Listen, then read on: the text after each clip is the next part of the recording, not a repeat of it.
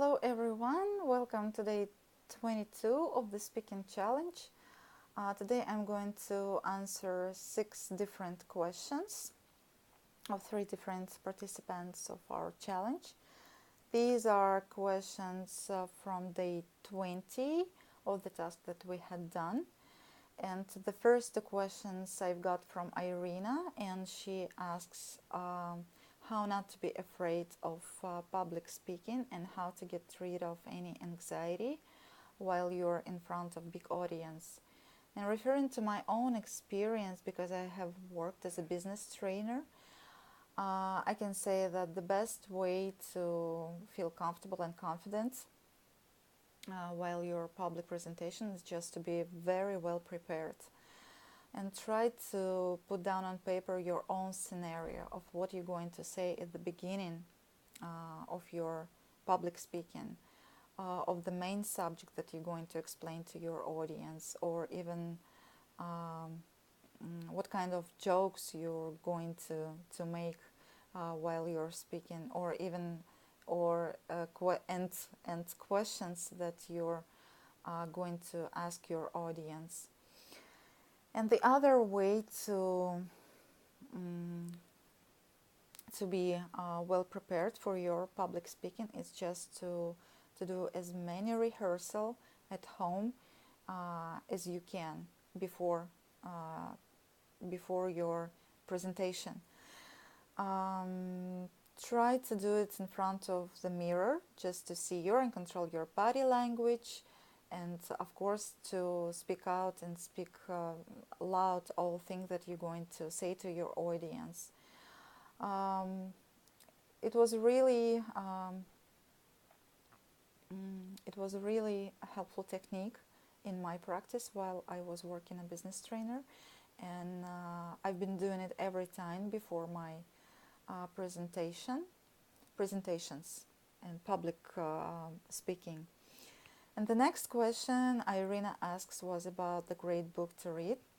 And Irina, if you haven't read this book, which called Perfume, the Story of a Murderer by Patrick Suskind, I really highly recommend you reading it, because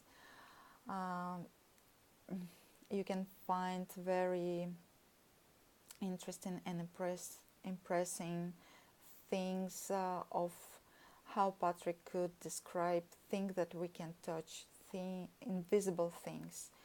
I mean, just imagine all things that related to fragrance, scents, aromas, essence.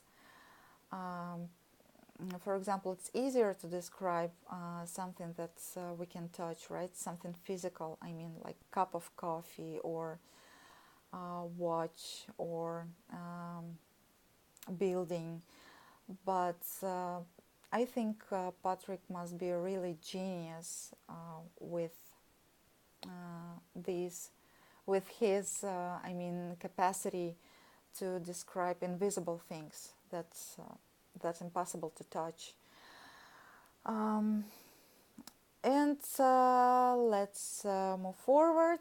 The other 2 questions I've got from Maria, and she asks, is it better to go to study abroad, or it's important to stay with parents and friends? She meant probably at home and not moving abroad.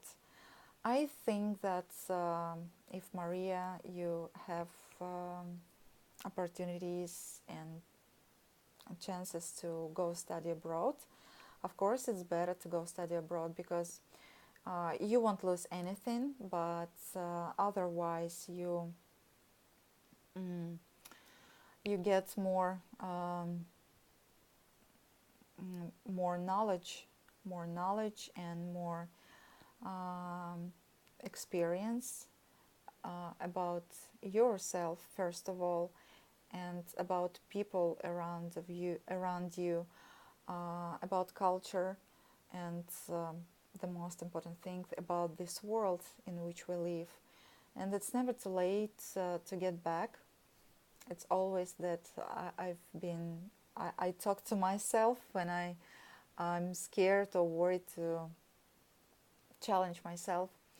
And the next question you asked was about how many hours on average you spent for learning language as a preparation for an exam, and what do you do while taking time out between learning sessions. Um, I think if you really want to pass exam like TOEFL, you must be really hardworking, and you must spend not less than 3 or 4 hours a day, but of course with timeouts between your sessions.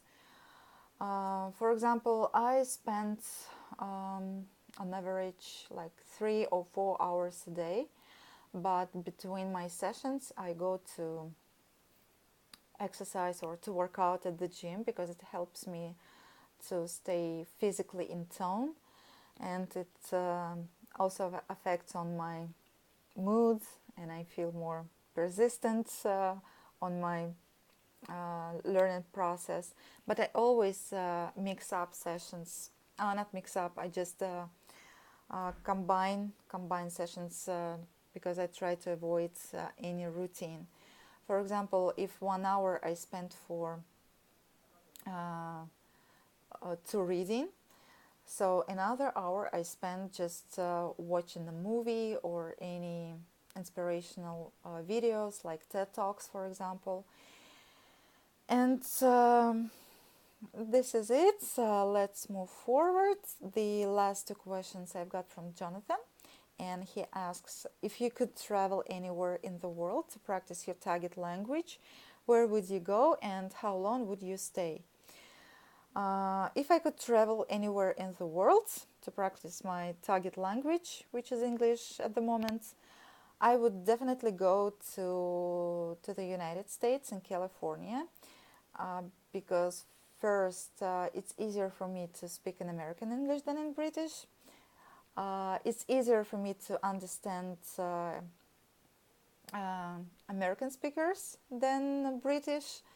And the other important things that really has been inspiring me is that there are sequoia trees, and I'm a tree hugger.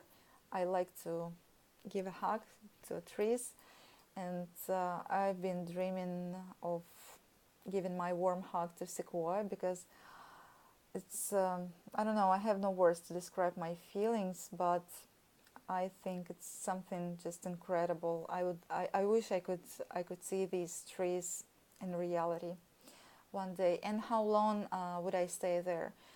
I would like to